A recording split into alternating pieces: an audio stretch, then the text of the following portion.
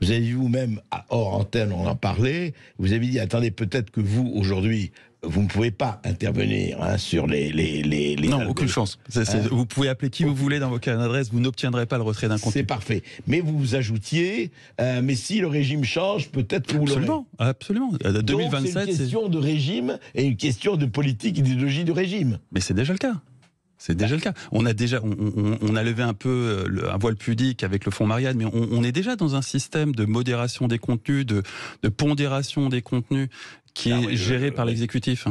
Ouais. Donc ça n'a rien d'extraordinaire, c'est juste ça se formalise dans une dimension un poil plus rigoureuse que ça ne l'est aujourd'hui. On fonctionne à travers des campagnes de diffamation orchestrées pour faire taire machin ou mettre en valeur tel autre ou faire taire tel sujet. Mais c'est déjà le cas et ça l'était bien avant Internet.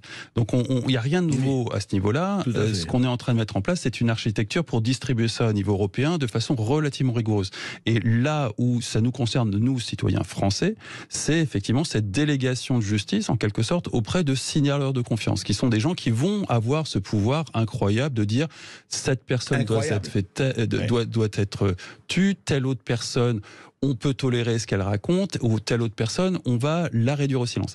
Là-dessus, alors il reste à montrer l'efficacité de cette capacité à faire taire et à réduire au silence. Oui. Ça reste à démontrer. Pour l'instant, on est dans les premiers jours, mais on peut imaginer qu'effectivement, vu les sanctions financières qui sont colossales pour les GAFAM, elles s'exécuteront sans réfléchir plus que ça.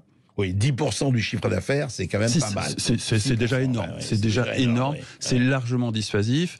À part Twitter, qui semble jouer un jeu très très particulier, les autres vont jouer la surcensure pour se protéger financièrement, ce qui est tout à fait compréhensible. On va en parler tout de suite après cette petite pause avec vous et avec Arnaud Di Meglio.